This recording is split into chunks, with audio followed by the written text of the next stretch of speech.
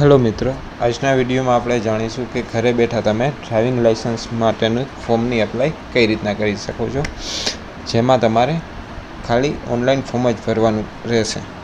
ત્યારબાદ તમારે આરટીઓએ જઈ અને એક્ઝામ જ આપવાની રહેશે. તો સૌપ્રથમ કોઈપણ એક બ્રાઉઝરની જઈ અને સારથી પરિવહન.gov.in કરીને તેમની ઓફિશિયલી વેબસાઇટ છે, તો તેની અંદર તમે ઓપન કરશો એટલે આવી રીતના હોમ પેજ તેનું આવશે. ત્યારબાદ અહીંયા તમારે સ્ટેટ નેમ સિલેક્ટ કરવાનું રહેશે, જ્યાં તમે કયા રાજ્યમાંથી અપ્લાય કરવા માગો છો તે અહીંયા સિલેક્ટ કરી અને આવું પોપઅપ આવે તો ક્લોઝ આપી અને અહીંયા લર્નિંગ લાઇસન્સમાં apply a new learning licence.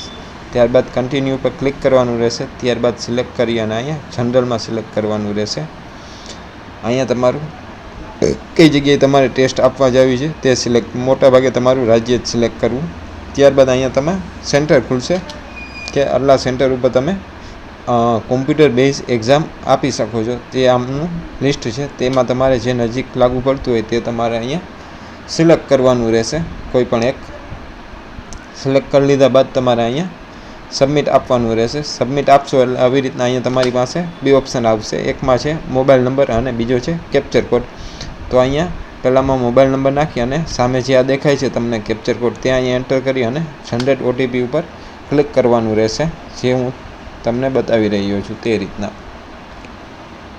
ત્યારબાદ તમારે અહીંયા ટિક કરી અને જે ઓટીપી જનરેટ થયો છે તેને અહીંયા નાખી અને ફરીથી અહીંયા કેપ્ચર કોડ જે આ સામે તમને દેખાય છે તે નાખી અને અહીંયા સબમિટ ઓટીપી ઉપર ક્લિક કરવાનું રહેશે.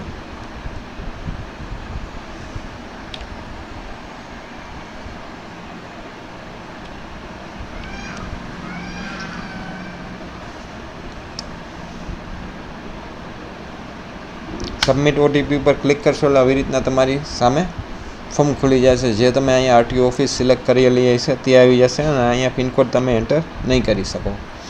હવે અહીંયા તમારે શ્રી કે જે કાંઈ છે તે અહીંયા પસંદ, ફેમિલી રિલેશન તમારે અહીંયા પસંદ કરવાનું છે, જે તમારી પાછળ લાગતું હોય. Father name, mother name, husband name કે ગાર્ડિયન નેમ. માતા પિતા ન હોય તો ગાર્ડિયન નેમ લાગશે. બાકી વાઈફ હોય, કોઈ લેડીઝનું કરતા હોય તો એનું હસબન્ડ નામ આવશે, અને કોઈ છોકરાઓનું હોય તો ફાધર નેમ આવશે, કોઈ દીકરીનું હશે તો ફાધર નેમ આવશે.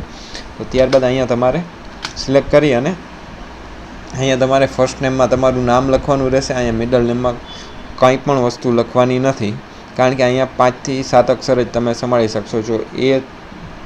એટલામાં તમારા પિતાનું નામ આવી જતું હોય તો અહીંયા લખવું, અન્યથા લખવું ને. અહીંયા લાસ્ટ નેમમાં તમારે સરનેમ લખી નાખવાની રહેશે. ત્યારબાદ અહીંયા તમે જે રિલેશન સિલેક્ટ કરેલું હોય તે પ્રમાણે અહીંયા તેમનું નામ લખવાનું રહેશે, અને ત્યાર પછી અહીંયા લાસ્ટ નેમમાં સરનેમ લખવાની રહેશે. તે બંને વસ્તુ લખી નાખશો એટલે અહીંયા એનું ન્યૂ ફૂલ નેમ આવી જશે. ફૂલ નેમ આવી ગયા પછી તમારે અહીંયા મેલ, ફિમેલ કે ટ્રાન્સજેન્ડર તમે કઈ કેટેગરીમાં આવો છો તે અહીંયા સિલેક્ટ કરવાનું રહેશે. ત્યારબાદ અહીંયા તમારી ડેટ ઓફ બર્થ જે આમાં લખેલું છે DDMMYY એટલે તારીખ, મહિનો અને યર એ રીતના નાખવાની રહેશે. તે નાખી દીધા પછી તમારું પ્લેસ ઓફ બર્થ એટલે જન્મ સ્થળ કયું છે તે અહીંયા લખવાનું છે. તમારા જન્મના દાખલામાં લખેલું હશે, અથવા તમને જો મોઢે ખ્યાલ હોય તો અહીંયા લખવાનું છે. કન્ટ્રી ઓફ બર્થ, જો તમારો ઇન્ડિયાની અંદર બર્થ થયેલો હોય, જન્મ થયેલો હોય તો અહીંયા ઇન્ડિયા સિલેક્ટ કરવાનું છે, અન્યથા બીજી કન્ટ્રી અહીંયા ખુલશે તો એ સિલેક્ટ કરવાનું છે. ત્યારબાદ અહીંયા તમે કેટલું ભણેલા છો, 10 પાસ છો, 12 પાસ છો, ગ્રેજ્યુએટ છો, તે અહીંયા સિલેક્ટ કરવાનું રહેશે. અને ત્યારબાદ બ્લડ ગ્રુપ, આ ફરજિયાત નથી, જો તમને ખ્યાલ હોય તો જ અહીંયા સિલેક્ટ કરવું. ત્યારબાદ લેન્ડલાઇન નંબર, જો કે હવે કોઈ પાસે હોતા નથી એટલે અહીંયા એ નાખવાની જરૂર નથી. ફરજિયાત જેમાં હશે તેમાં આવું રેડ કલરનું હશે સ્ટાર. ત્યારબાદ એપ્લિકેન્ટ મોબાઈલ નંબર, જે તમે અહીંયા નાખેલા હશે ઉપર એ ઓટોમેટિક આવી જશે. અને ત્યારબાદ ઇમરજન્સી મોબાઈલ નંબર, અહીંયા પેરેન્ટ્સના કે કોઈ અન્ય તમારા ફ્રેન્ડ સર્કલના મોબાઈલ નંબર અહીંયા એન્ટર કરી શકો છો. ત્યારબાદ આઈડેન્ટિફિકેશન માર્ક, તમારી કોઈ દાજી ગયા હોય, કોઈ લાગ્યું હોય એવો માર્ક કાયમી માટે પરમનન્ટ રહી ગયો હોય, જેમ કે કોઈને તલ હોય છે તેવો માર્ક, તો તે અહીંયા તમે લખી શકો છો 1 અને 2માં. અને અહીંયા ઈમેલ આઈડી પણ ફરજિયાત નથી. ત્યારબાદ આપણે નેક્સ્ટ આટલું ભરી અને નેક્સ્ટ જોશી કે નીચેનું એડ્રેસવાળું કઈ રીતના ભરવું. એડ્રેસવાળા ભાગમાં હવે આપણે અહીંયા તમારે સ્ટેટ તમારું સિલેક્ટ કરવાનું રહેશે. ગુજરાત, અહીંયા તમને જે ડિસ્ટ્રિક્ટ લાગુ પડતું હોય તે, અહીંયા તહેસીલદાર એટલે તાલુકો તમને જે લાગુ પડતો હોય તે, અહીંયા તમે ટાઉનમાં છો કે વિલેજમાં છો, ગ્રામ્ય વિસ્તાર હોય તો અહીંયા વિલેજ સિલેક્ટ કરવાનું, અને તાલુકામાં રહેતા હોય તો અહીંયા ટાઉન સિલેક્ટ કરવાનું રહેશે.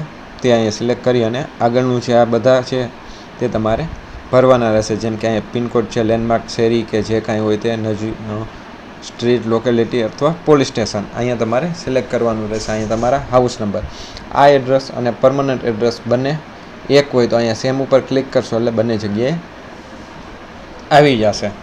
ત્યારબાદ આ તમારે સિલેક્ટ કરવાની જરૂર નથી, મંથ ને યર ઓટોમેટિક આવી જશે. ત્યારબાદ આપણે નીચેની વિગત જાણીશું. ત્યારબાદ અહીંયા તમારે ક્યુ લાઇસન્સ કઢાવવાનું છે તે અહીંયા સિલેક્ટ કરવાનું છે. 2 વ્હીલ, 4 વ્હીલ કે ટ્રાન્સપોર્ટ કે નોન ટ્રાન્સપોર્ટ કે ખાલી મોપેડનું કઢાવવાનું છે, કઈ કઢાવવાનું છે તે અહીંયા તમારે ટિક કરી અને સિલેક્ટ કરવાનું છે. સિલેક્ટ કરશો એટલે આવી રીતના તમારે અહીંયા આવી જશે સામે. આ હું એપ્લિકેશન ખાલી 2 વ્હીલ માટે કરી રહ્યો છું એટલે 2 વ્હીલ મેં સિલેક્ટ કરેલું છે. ત્યારબાદ તમારે અહીંયા ક્લિક ફોર્મ સેલ્ફ ડિક્લેરેશનનું આ ફોર્મ ક્લિક કરવાનું રહેશે. આમાં તમારે યસ નોના જવાબ આપવાના રહેશે. જો તમને આ ના ફાવતું હોય તો આનું તમે ટ્રાન્સલેટ પણ કરી શકો છો. ત્યારબાદ આપણે નેક્સ્ટ જોશી હવે શું કરવાનું રહેશે તે.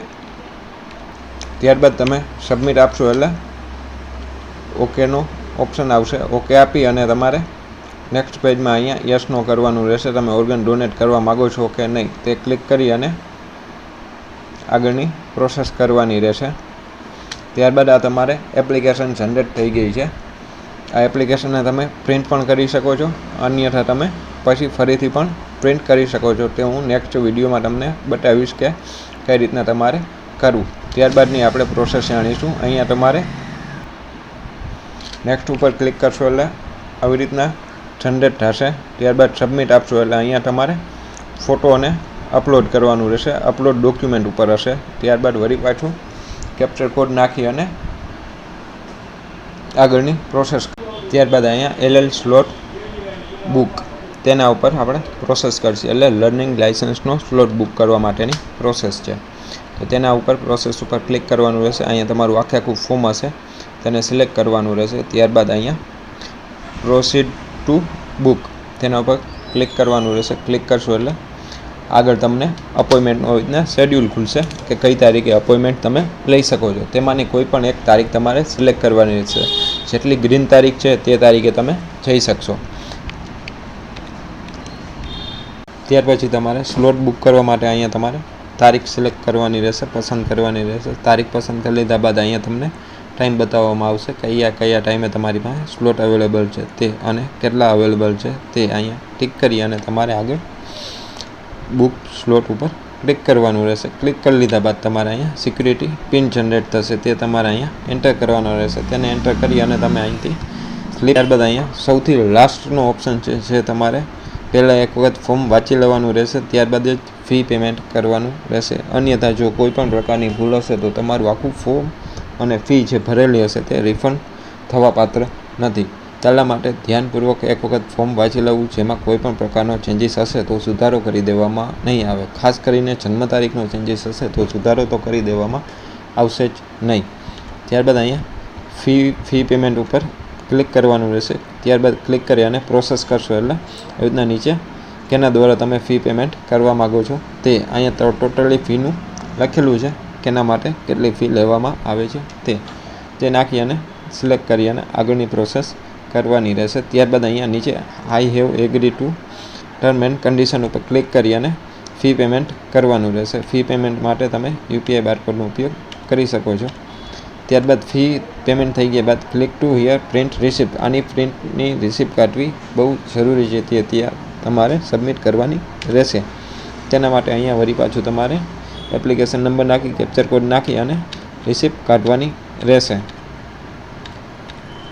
ત્યારબાદ તમામ ડોક્યુમેન્ટ પ્રિન્ટ કાઢી અને લઈ જવાના રહેશે તમારે,